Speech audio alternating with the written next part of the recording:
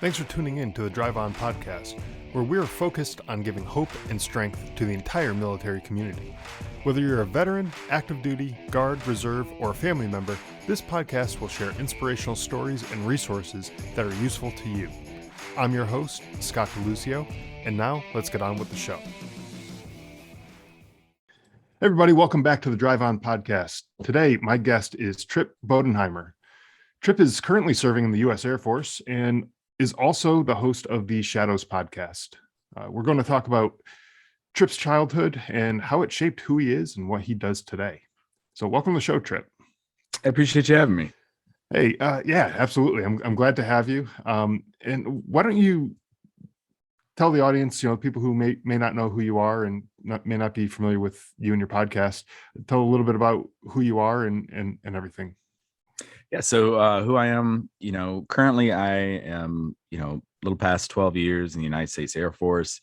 I came in as a comm guy working on computers. I joined a little bit later. I joined at 29.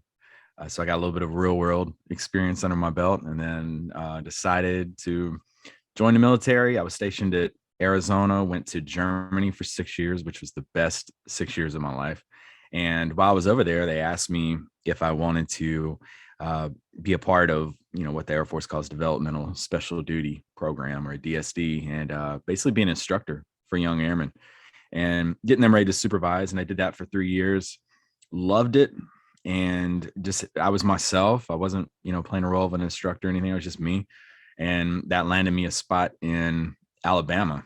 Fair trade-off, Germany to Alabama. But yeah, I ended up moving over here with my family, and I am now the instructor for the instructors. So I teach all enlisted professional military education instructors in the Air Force. When they get picked up in the DSD process, they come through our course, and we teach them, basically the fundamentals of how to teach, questioning techniques, active listening, nonverbals, verbals, all that stuff, how to multitask and time management.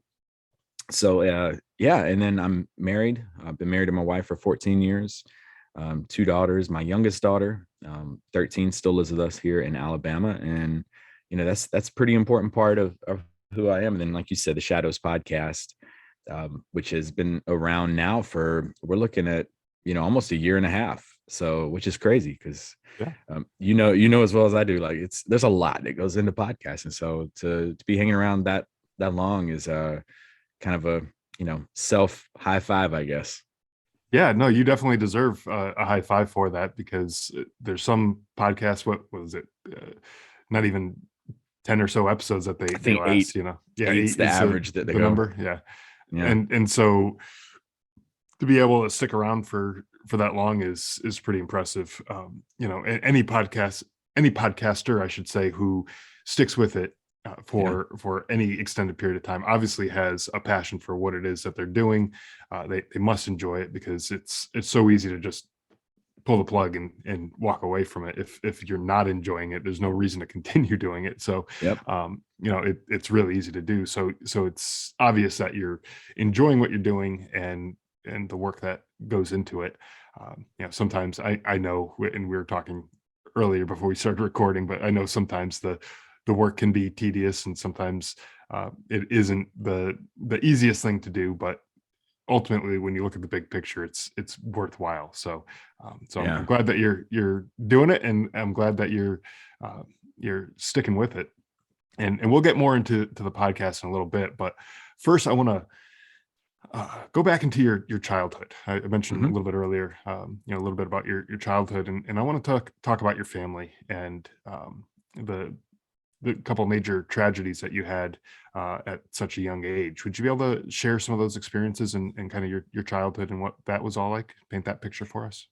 Yeah, absolutely. And, first of all, podcasts like yours are very good, like therapeutic methods for things that people have been through, experiences. And, for the longest time, I kept my story like bottled up, and it was just not something I wanted to share. And actually, it was an article that I posted for another podcast, and then coming on there and speaking is kind of what got my podcast started. But and I was like, wow, the power of storytelling is crazy. I grew up in North Carolina. Grew up in Lumberton, North Carolina for most of my life. My father was a defense attorney. He was very, very successful. And it was, I just had like a perfect life. Like we had the, we were living the white picket fence American dream. We had a really nice house. I was in a good school system, had all my friends. I had not a worry in life. And then our story kind of took like a weird turn. It was like September of 92. I was in fifth grade. So I think that'll tell my age to everybody. But yeah, I woke up on like a Saturday or Sunday morning, and my parents were like, yeah, we're moving to Mount Pleasant, South Carolina. And as a kid, you're like, time out. I'm in fifth grade. I've got this girlfriend. We're going to get married. We're going to be together forever. I have all my best friends here. Why are you altering my life so much? And, I wasn't in the know at that age. And my sister and I, next thing we know, we move like within a month and go to South Carolina. My dad got hired at a technology company, Sniffer Technology, I think was the name of it. And we go down there, we start going to a new school, making new friends. I'm having to go through the whole transition of the new guy at the school. Kids were brutal in early 93. My goodness. But yeah, we moved down there and life was good. And my father was like, you couldn't get a better dad. Like you honestly couldn't. And I mean, I take pride in being a father. It's the number one thing in my life is being a dad. It's the number one title, that you ask me. My titles before military member or husband, father comes up. And my dad he would come home from work and he would get changed out of his suit. And the next thing you know, he would go outside and start playing basketball with me. And then my sister would be upstairs and he would go upstairs and he would start she would play like school with her dolls and stuff. And this is before smartphones and all this other stuff. So you had to use your imagination. So she would have all her stuffed animals set up and he was like the principal of her school. And then he would go play Super Nintendo games with me and stuff. And it was just very hands-on. And then around 8 o'clock, he would settle down and, him and my mom would watch TV or what have you. And some of the things we would do would be like ride bikes, or, like I said, or play basketball. And I remember we were riding bikes and my father he stopped and he pulled out this brown bag out of his pocket and he starts breathing in it. And I'm just so confused. I'm like, what? You're winded from riding a bike? And he's like, no, I'm fine. He's like, hey, but between me and you, just keep this between us. Don't tell your mom. I don't want to freak out. He's my best friend. So, I'm like, all right, I'm loyal. I'm not a snitch. I'm going to look out for you. So we start playing basketball a couple of days or weeks later, and he does the same thing. And this went on for maybe 4 or 5 times. And every time he's like, shh, don't say nothing. So this is actually June of 93. We were, it was on a Sunday. He was mowing the yard and he comes in and my mom ends up, bringing him back to the bedroom, basically strips him down, starts putting cold, washcloths and stuff on him. And she's like, I think he had a little heat stroke mowing the yard. And I didn't think nothing of it. I was like, oh, he'll be fine. He's my dad. He's invincible. And about 2 weeks later, I think this was like a Tuesday night. It was like June 23rd, 1993. And I'm upstairs. We had this huge like playroom area. So I'm upstairs. My sister and I are there playing. I hear this loud thud. And my sister's like, hey, I'm going downstairs and see what that is. And I'm like, it's fine. It's probably, mom in the kitchen or something.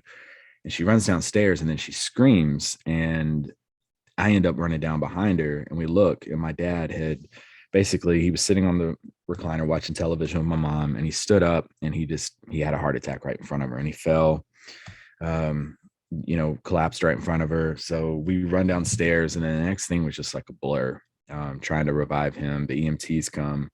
We were, kind of herded back to my parents' bedroom. And then I just remember sitting there and I'm like, this is at 11 years old. I'm like, my life is forever changed. Like it'll never, that normal life will never be the same again, even if he recovers. And it was like a whirlwind after that. The next, I think it was like 17 days or something like that.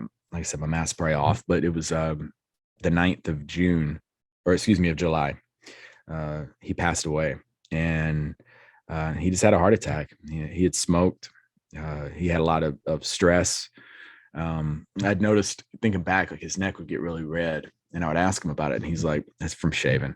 I didn't know anything. I was 11 years old. I didn't know, anything about shaving. So after that, we pretty much like lost our house. We were in this little apartment in South Carolina, and I'm 11 years old, and I'm now the man of the house, and I'm grocery shopping and learning how to budget money, and I'm learning how to pay bills with my mom, and staying up late seeing her stress about stuff I've never had to worry about. I'm like, what is this? So I grew up really quick, and we left South Carolina because my mom wanted to get another job. She cost of living in South Carolina was too much, so we ended up going to back to Lumberton. We had a support system there too for my mom. She didn't have a strong support system in South Carolina because she didn't work that much at first. She was kind of a at home mom, but we ended up going to back to Lumberton, and I was happy. My friends were there. We had a new house and everything, and my sister just really got in with the wrong crew. My sister Myers, and she never really got over my father passing. She struggled with it, and we both did, but we never really talked about it.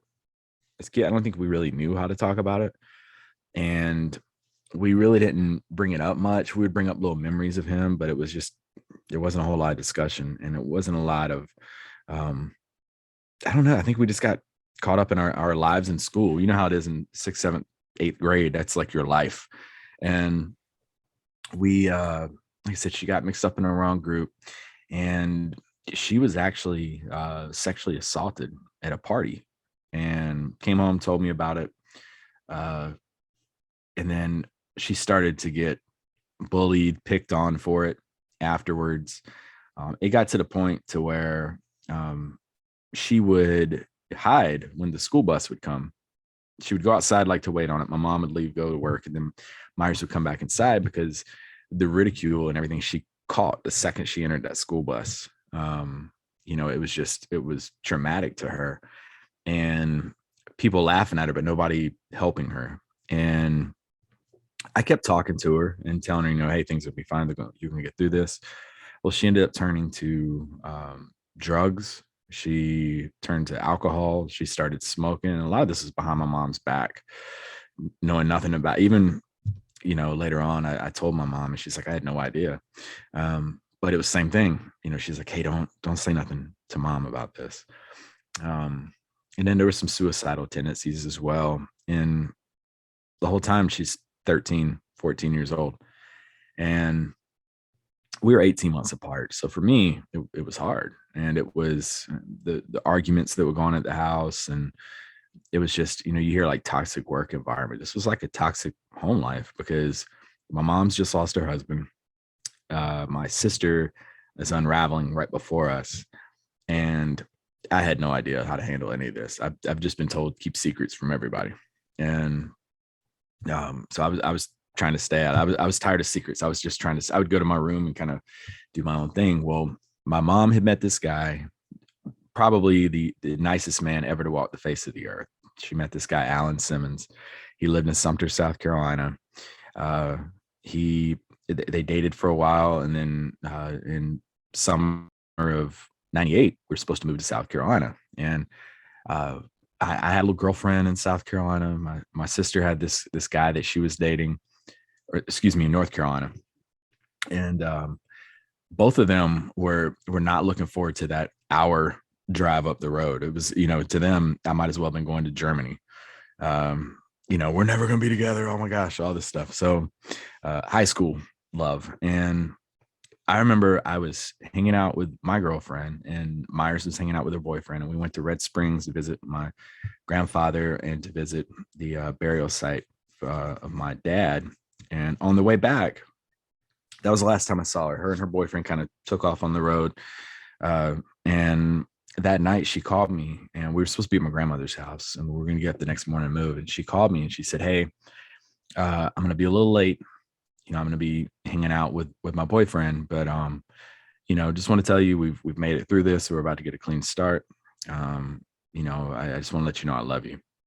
And I was like, it's kind of weird. I don't tell my sister, 14 years old, 16 years old. We don't tell each other we love each other. And I was like, all right, well, I love you too. And I hung up the phone. I went to my grandmother's house and didn't think nothing of it. Went to bed.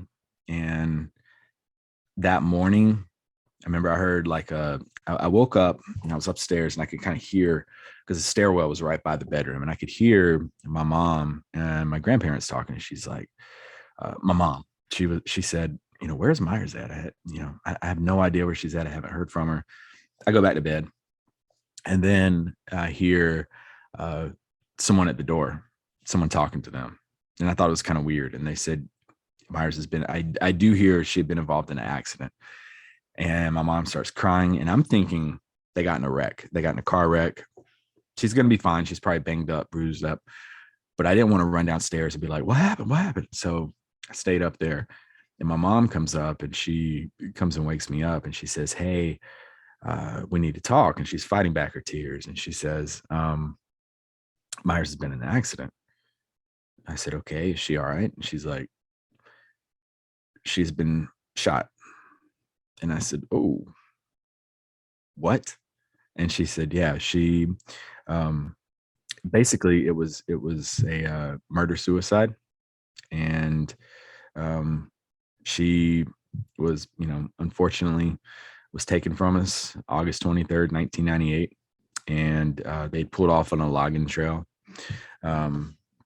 Found drugs there. There was coke at the scene and everything. But that when the cops arrived, her boyfriend had turned the gun on himself, and she was already gone. But unfortunately, we lost both of them. And after that, it was like, I'm 16 years old. I'm like, what in the world has happened to my life? So it made me question everything. It made me question my religion. It made me question any and everything.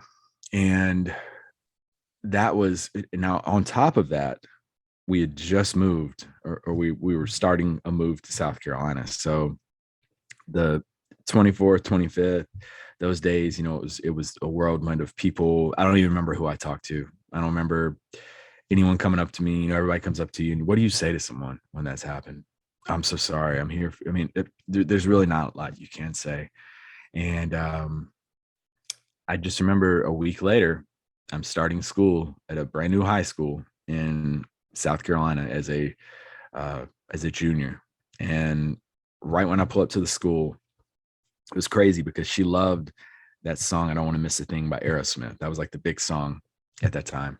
And I pulled up to school, and I'm sitting there, and there's 3,000 people at Sumter High School. I'm sitting in the parking lot. I'm like, all right, got to go in here, and I'm on my own now. I got to go in here and start. And that song came on the radio, and I lost it. I absolutely lost it. And, I can't be seen crying at high school. So, pride and ego and all this. So I wipe my tears. I go into the school. I walk in there to in process, and they had her student ID as the screensaver on the computer. And I lost it again. And I was just like, oh my gosh. Because we'd already been there and taken our school IDs and stuff. And it was hard. It was really, really hard. And my older sister, she's taken it a lot worse than me. But for me, it's been something that I've struggled with it. I've actually, if I were to say how well I've handled it on a scale of 1 to 10, believe it or not, everything I've been through, I would say honestly, probably about an 8. Because I've just kept moving forward, and it's part of my story. And it's unfortunate, but it may sound weird, but I do look at the time that I had with them, the 11 years I had with my dad and the 14 years I had with my sister. And people look at this story and they're like, oh my gosh, I can't believe you went through all that. I feel so bad for you. My heart breaks. I look at it like I was lucky I had 11 years and 14 years with them. And I was fortunate for what I had and what I was given. And the memories I still take away. I still hear my dad's voice. I still hear my sister's voice. I can still smell them. I can still hear my sister laugh. Um, I can still hear my dad out there playing basketball with me and stuff. So I still have those memories, and I'm thankful that I still have those. But yeah, that was pretty much my upbringing.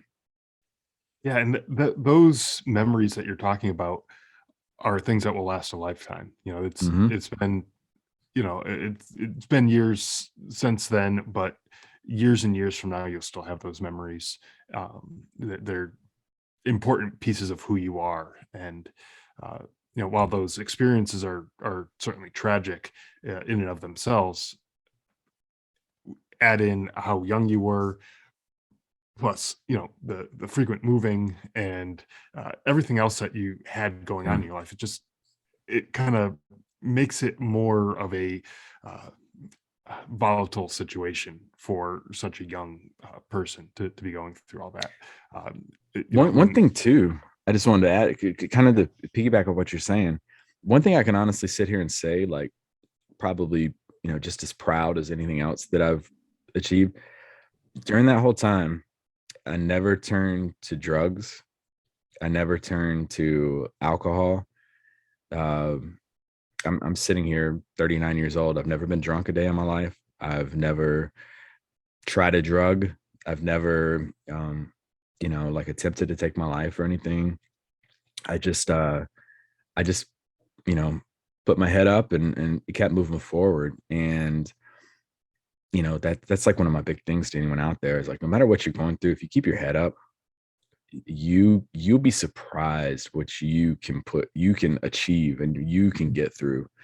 And this is way before mental health was at the forefront. This is before talking to people was you don't do that. You don't go to an agency. You don't go to a doctor or anyone like that. It's just I just wanted to throw that out there. I'm sorry.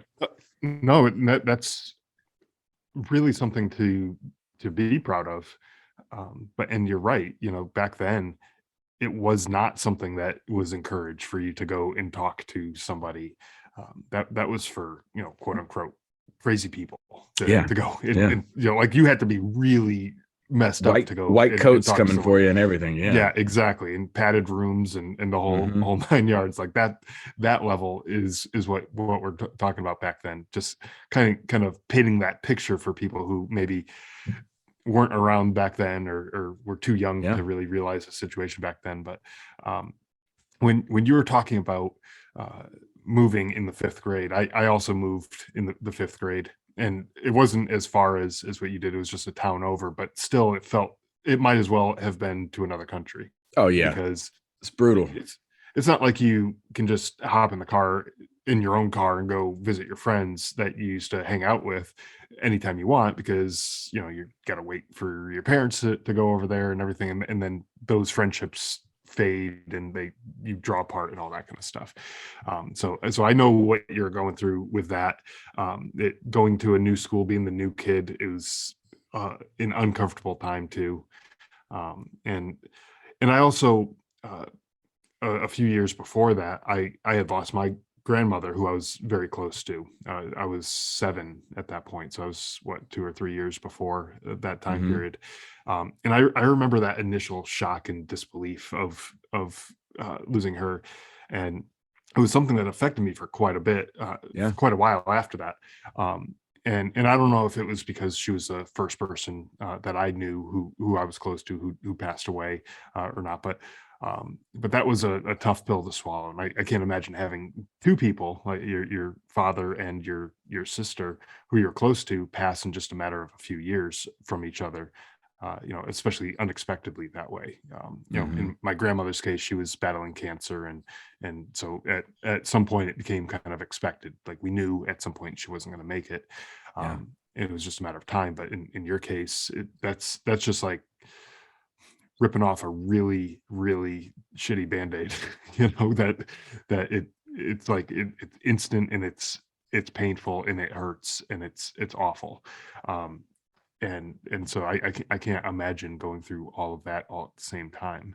But and you mentioned that you didn't turn to drugs, you didn't turn to alcohol, you didn't you didn't have any suicidal thoughts or anything like that. What were some of the coping skills that you used to get through that time? That's a really good question. For me, some of the coping skills I have, first of all, I've always been close to my mom. I've always been close to my mom. I've always been able to talk to her about any and everything. My older sister, so definitely my family helped me out a lot.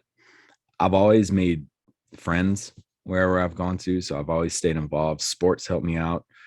I love playing basketball from a young age. So, coming home and going out in the driveway with my friends and playing basketball.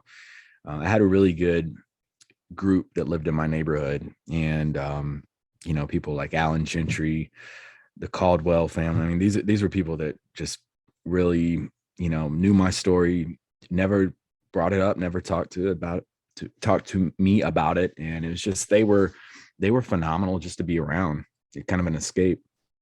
And so definitely sports, definitely strong support system, and doing things I like, just hobbies, just, kind of taking that time from me, just spending time doing what interests me. And that's something that even now, like with podcasting, like it's a hobby. It's something that I like doing, and it's something that's therapeutic. It kind of gets your mind away from things. So I would definitely tell everybody out there that if you feel like you're having to turn to other things, like just look deep down within you and find, like, who are those people you enjoy talking to, who are those people that you can be present with and enjoy their company and get lost in the time, get lost in the conversation. And then we all like that little bit of, us time. Find those things you like doing, whether it's a book, whether it's working out, whether it's, getting engaged in sport. Like, I don't even believe it or not, like sports, I don't even let it bother me now. Like, if my teams lose, I'm like, there's a bigger picture to life than, the Tar Heels losing last night. It's just, to me, that's not important stuff to me anymore. And I do see people get bent out of shape about that. But yeah, one thing is funny. You're talking about fifth grade, like moving. I remember we went from North Carolina. So my dad went to North Carolina, and he played football at North Carolina and at Chapel Hill. So I go to school in South Carolina. I got a North Carolina book bag, and all the Clemson and South Carolina people, it was like gang warfare. It was like, I got over there. That was my bullying that I received was not because of my haircut or because of the way I looked or anything like that. It was simply because I was a Tar Heel fan, and I honestly got in fights at school because of that. It got to the point where I come home, my dad would actually teach me how to fight. He's like, this is how you defend yourself. This is how you fight. And yeah, but yeah, that's my thing. Just find stuff you like, get a good support system. And that, right now with social media, like it is, you can reach out to old people, old friends, old high school friends, and old college buddies, and people you've served with. And there's lots. I've got good support systems right now. Angels 14 every Friday afternoon for veterans. We have a Zoom call, and we get on there and we just talk, and you'd be surprised what we help each other get through. And then I have a family with the Lima Charlie network. We really are family. And yeah, so it's good to have resources like that available. And then mental health. I'm a huge proponent of mental health as well. Yeah, and those are great things. And we've talked about hobbies and things like that on this podcast before, where people get involved with artwork or Mhm. music or whatever the thing is that is their thing. I mean, those are the two obvious examples that always jump to the top of my head, so I always say those. But I mean, it really could be anything. Yeah. It could be uh, baking. It could be working on a car. It could be mechanics or whatever. It could be Working out. That's a good way to working out. challenge I yourself. mean, You'd be surprised what you could push through. excellent. That's an excellent way to do it.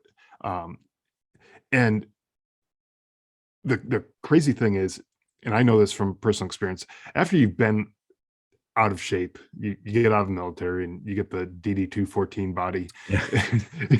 and you're getting out of shape, and you you just finally decide to get off the couch and go for a run. I remember when I first moved out here to Arizona, I went out for a run, and I think I was maybe a half mile into the run, and I stopped, and I was about to puke my brains out because it was just Sucking on I an was air just hose.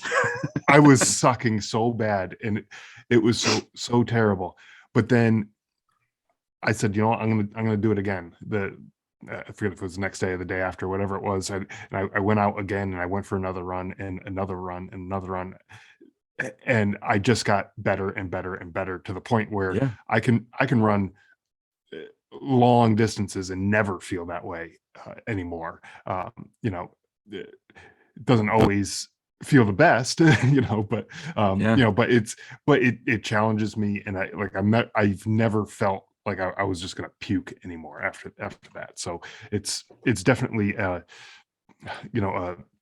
challenge, but it makes your body better, and it makes you not just your physical health, but your mental health as well. When you challenge yourself and you achieve a goal, say I'm gonna run a X number of miles, or I'm gonna lift X amount of weight, or whatever it is. um, if you challenge yourself and you push yourself, it feels good, and it gives you that little boost of that feel good, whatever it is that makes you feel good, So it's and dopamines. It yeah, Well, it's like your body is like a table, and we hear it in the military all the time, but you have like your four pillars. You have your mental, your spiritual, your emotional, and your social. And you know, a lot of times, if just one of those four is the slightest bit off, that table is going to get a little wobbly, and you start putting stuff on top of it. So you start putting daily tasks. Kids have basketball practice, they have theater practice, you have to you have this appointment you have to do, you have bills that you have to do. You start putting stuff on top of that table, and it starts getting really wonky. Now, something like my case where, for example, like I had so many unfortunate things happen at such a young age. Boom, that the spiritual is already knocked out, the mental and the emotional, there, that table could collapse if you throw too much on top of it. You need to strengthen this because they do play into each other. So what you're saying, like even like the physical piece, get off the couch, go run, and set little goal. Don't think that you're going to look like Dwayne Johnson in a month, and don't think that you're going to be able to run in the Boston Marathon after 2 weeks. Just go outside in your neighborhood and say, all right, my goal is to I want to make it to the end of the block once without being winded. And then I want to be able to, my goal is to make it to the end of the block and back without being winded. And just set little goals like that. Don't go out there and try to set the world on fire with your physical feats. Just take baby steps, and you'll be surprised, like you said, what it does to your mind and your confidence. And then once you start getting healthy in one of those pills, and this goes for any of them, it starts to trickle down to the other one. And the next thing you know, you've got that solid oak table that can withstand any and everything. Even when adversity does come your way, hey, I've failed so many times in life. It is a part of life. You'd be naive to think that you're going to live till 80 years old and not fail every month of every year. It's going to happen. So you take it as a lesson learned, you bounce back, and you get stronger in those pillars. And people around you start seeing it too, and it starts to like rub off on others. yeah, it does. And if you're in a toxic environment where everyone is not doing well mentally or whatever, you're going to end up slipping down that path too, because you kind of fall in line with whatever is going on in your environment. And so uh, maybe having someone like yourself be the catalyst that helps change that environment could help other people, because it works the other way too. Because if you start Yeah. having people with a positive attitude, positive mindset, and that's what you're constantly around, then that will bring the other people around, and maybe they'll start seeing the more positive things, and at being more positive and more healthier mentally, and everything like that too. So Takes more energy to be negative. yeah, I mean, it does, but sometimes it can also be the easy thing to do. It can, if you Sometimes make it the norm. Yeah. yeah, if that's just it's easy to just blow up and just, have this negative outlook on life, and, oh, it's not my fault that such and such happened. It's Hmm. everyone else's fault, or anyone else but me. It's their fault that all this bad stuff is happening to me. Um, and if you have that kind of outlook on life, that's really easy to do, to just point the finger and blame other people. It's hard to look in on yourself and say, you know what, maybe I need to change. Maybe it's me that needs to change, and I need to Yeah. do this.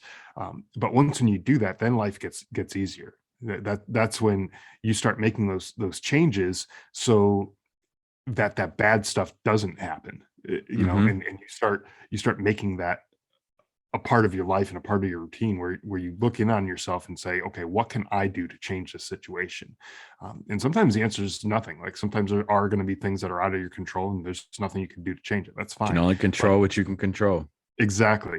But look at that stuff that you can control, and try to make it the best situation that you can make it be, without pointing fingers and blaming other people and making excuses. Do your thing, and make it the best that you can make it. So, um, I read something in a book the other day. It was actually a Val Kilmer's biography, but it was talking about, because he's going through like throat cancer and all this mm, stuff, and he said the universe's rejection is the universe's protection, and I live by that. Like, I love that quote. Like, if I was to go get like a quote tattooed on me right now, that would probably be the one, because everything I've been through has set me up for something, or it has helped me avoid something. And sometimes these things happen and you're like, oh, life is so bad. Why does my life stink? It's to set you up for something else. And I mean, you could probably even relate to with your story.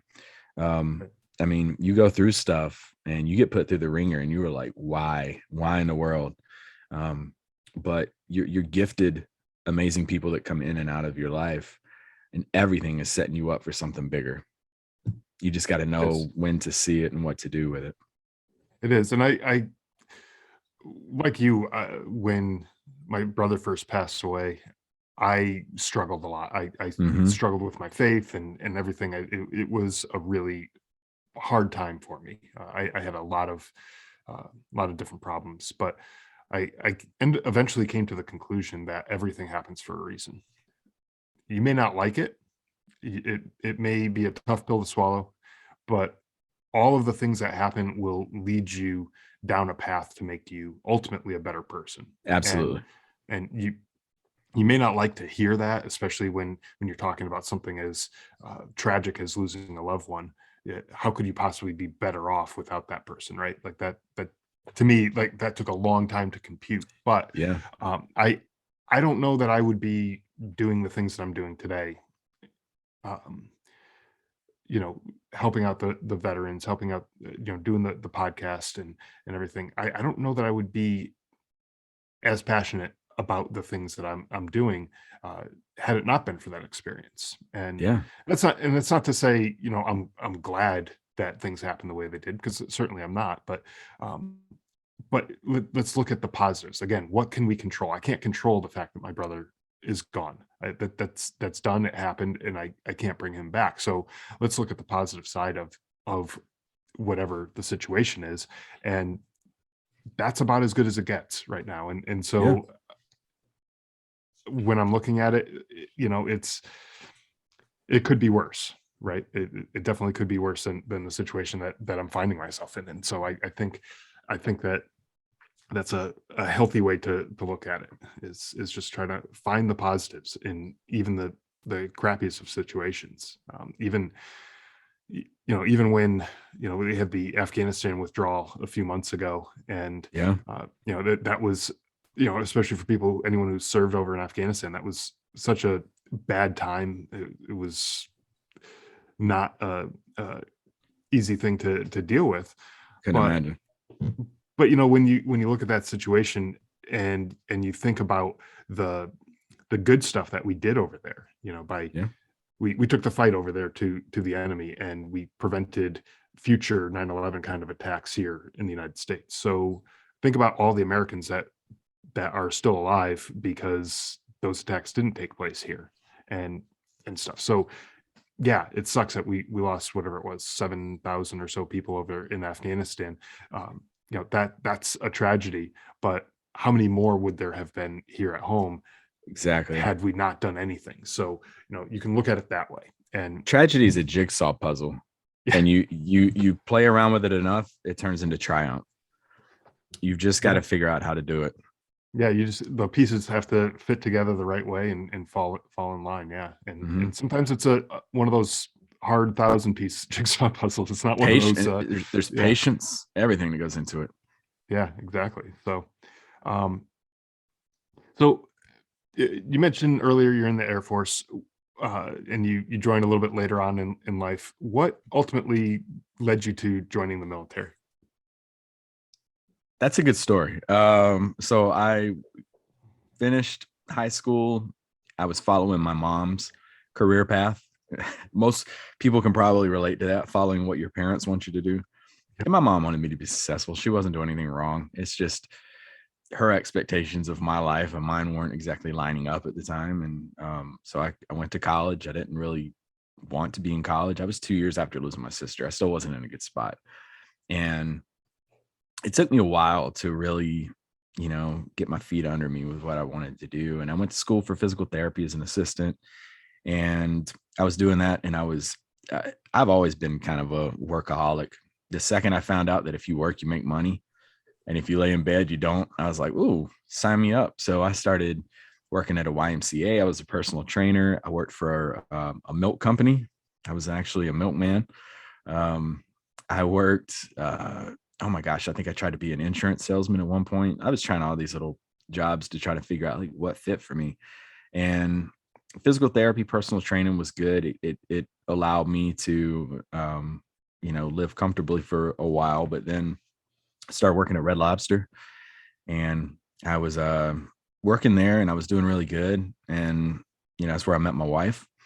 And in the back of my mind, my dad served in the Navy.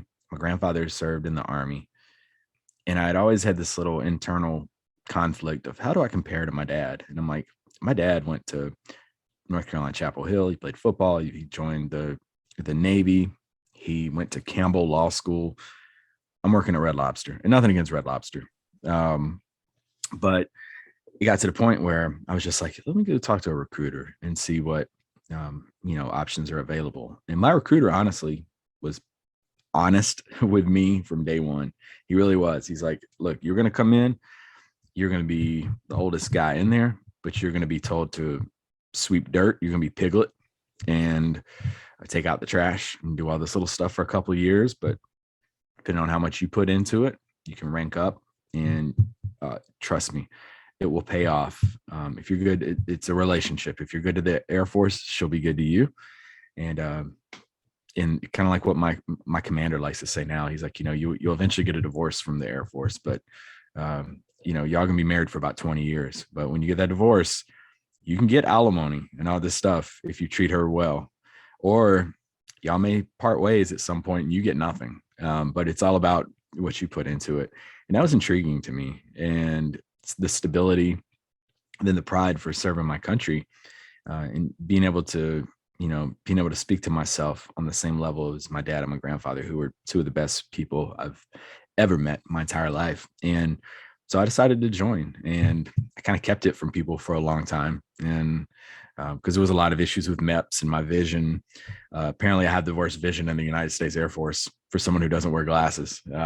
But yeah, I came in, and I hung up my blue apron. I like to tell my classes that I was the two-time server of the year, voted by the local readers of Sumter County at Red Lobster. And 98 Jordan, I hung up my apron at the top of my game and decided to walk away and join the military, and the rest is history. So yeah, it's kind of what got me in the Air Force. Yeah, it's interesting. I like hearing about how people got into the military, especially people who got in on the older side Yeah. of things. A lot of people join 18, 19 years old, right out of high school or whatever. And I was one of the older people in my basic training classes too. I wasn't quite as old as you were, but I know what it was like to I already graduated college. I already had Mm-hmm. a pretty good civilian job when I left for basic training, and um, then being really humbled by sweeping the floors, cleaning the toilets, doing 20-year-old supervisor. yeah, it's like, man, it was definitely a humbling experience to Very do much that, so.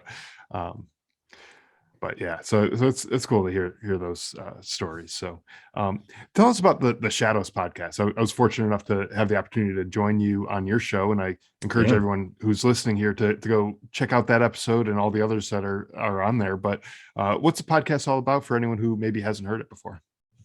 Yeah, the Shadows podcast was actually something that, like I said, it goes back to my childhood. I wrote an article about my dad's legacy. I talked about your legacy. Is it in a box, or is it internally on display with other people? And what I mean by that is, we love, especially the military. My office, I've got awards, coins, patches, all this stuff on my wall, but that stuff's eventually going to go in a box one day.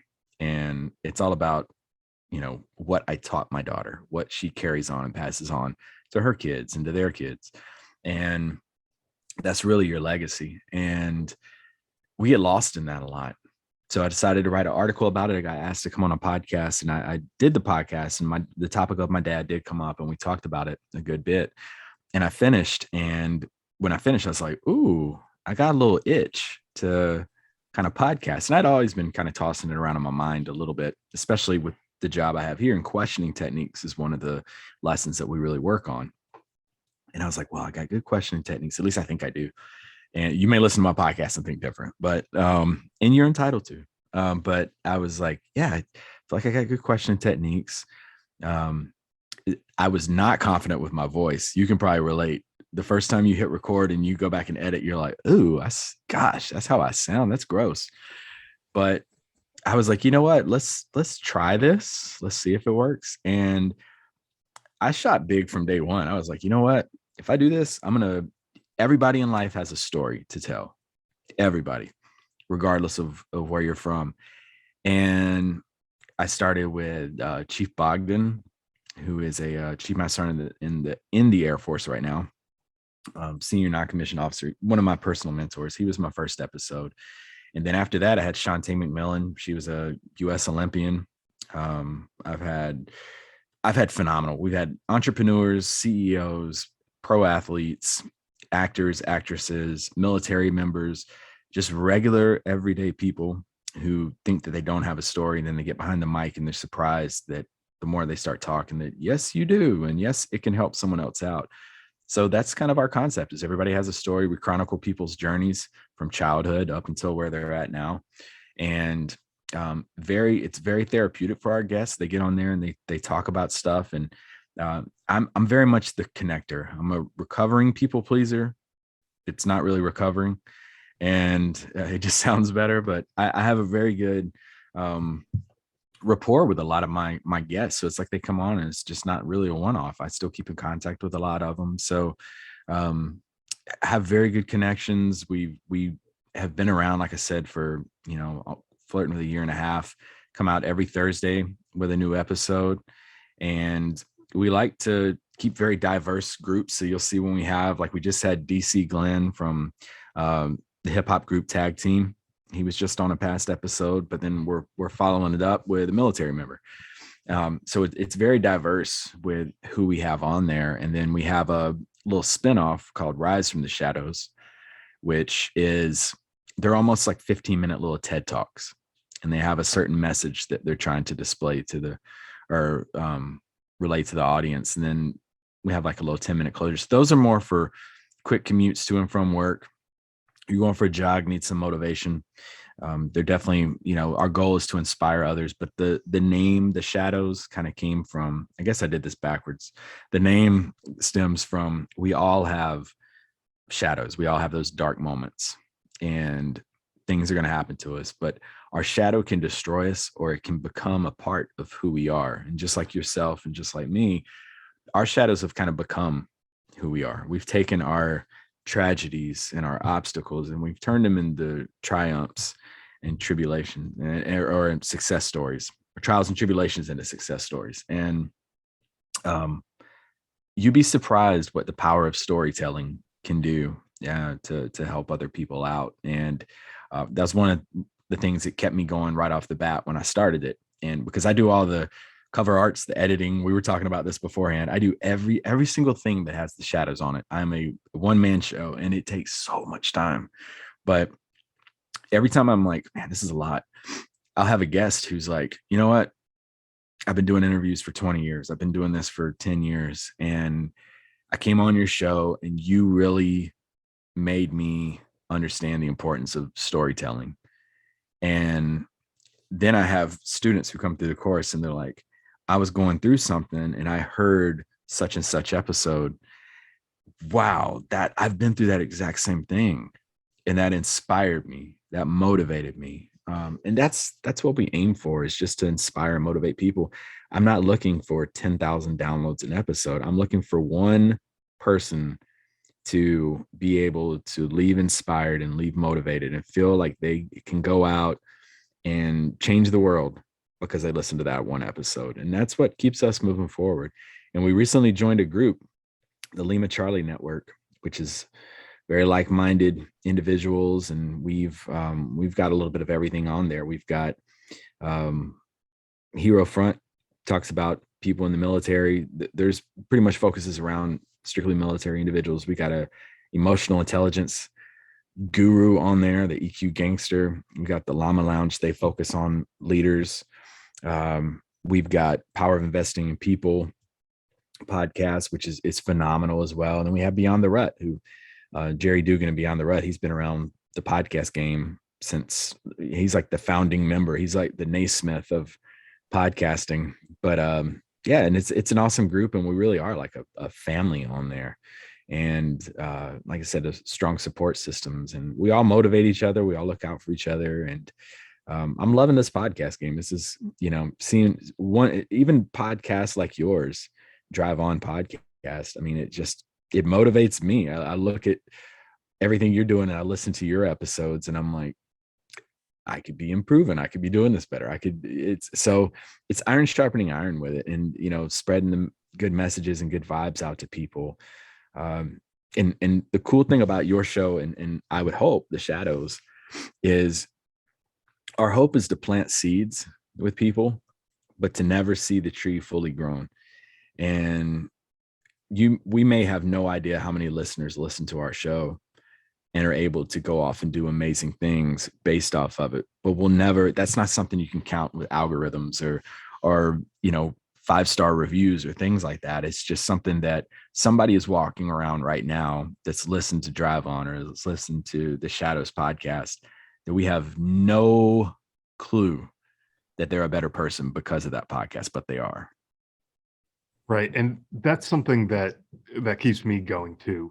Just knowing that again, I'm not looking for 10, 20, 30,000. I'm not trying to be a Joe Rogan. It'd be nice, but I mean, if anyone's out there and can make that happen, I'm not going to say no, but exactly. Don't misunderstand me. But you're right. There's even if there's one person out there after all this work who decided not to self-destruct and go down that dark road, I think it's worth it. I mean, 100%. It's not the easiest job to do. It's not like I get paid a ton of money to do it. I'm not going to be retiring off of it at this point. Although if there is that person who can make it into a Joe Rogan style show, then maybe I will. But same here. But I think to me it's worth it, knowing that there might be somebody out there, and I've heard from other people who said that certain episodes have made an impact on them.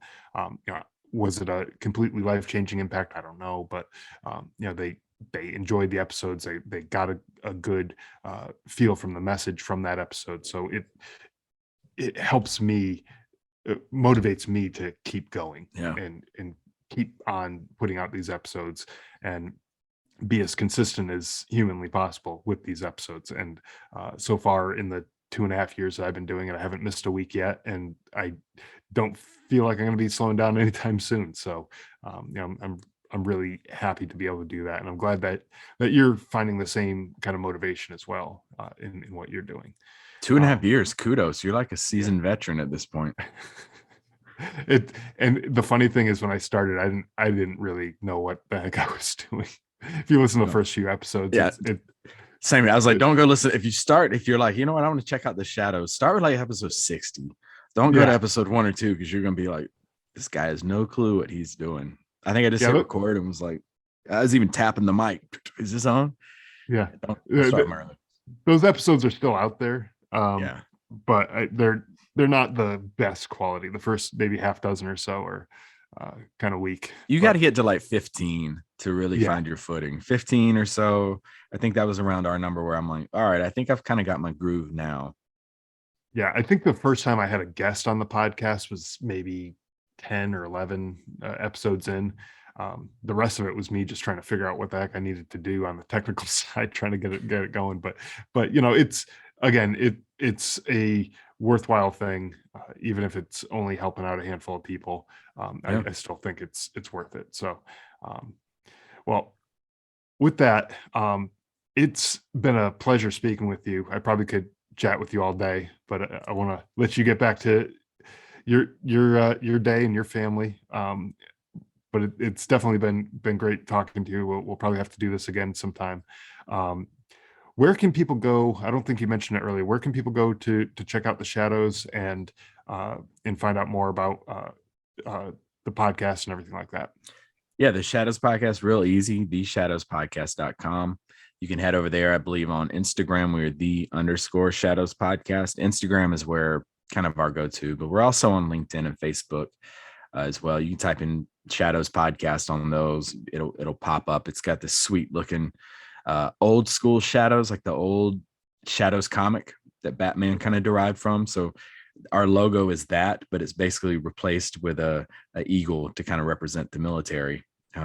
So pretty sick. Friend of mine made it, but yeah, definitely we're very, very active on social media. Yeah, excellent. Yeah, so I'll have links to all of that, your website and the social media links in the show notes. So anyone wants to check out the podcast, go check it out. It's really great, great podcast, and I encourage people to go subscribe to it, and definitely give it a listen. So check your episode out. You've got a really good episode on there. Yeah, I appreciate that, and I appreciate the opportunity to come on and share my story on your podcast as well. So, and thank you so much for reaching out and having me come on here. I love doing this. I love, for the longest time I bottled my story, but like I said, I love to share it and spread it with people, because somebody may have gone through something similar. You never know when tragedy strikes, and even if it hasn't, and somebody just remembers what I said for when they do go through that moment, to be able to help them out. So I can't thank you enough for allowing me to come on here. Like I said, I'm a fan of your podcast. I think you're doing phenomenal things. You got phenomenal guests. It's incredible. I mean, even your website's really good looking. It's just so many things you're doing right with it. So I thank you big time for having me come on here. Very grateful. I appreciate that. And I look forward to chatting with you again in the future, whether it's on your podcast or mine, or even just shooting the breeze. But we'll get you on a Rise from season 2, Rise from the Shadows season 2. We'll get you booked on there. Okay, excellent. Sounds great. So, all right. Well, thank you again. And for everyone, again, go check out the Shadows podcast and like and subscribe that, follow that podcast as well. Really, really great stuff on there. Thanks again. Thanks for listening to the Drive On Podcast. If you want to check out more episodes or learn more about the show, you can visit our website, driveonpodcast.com. We're also on Instagram, Facebook, Twitter, LinkedIn, and YouTube at Drive On Podcast.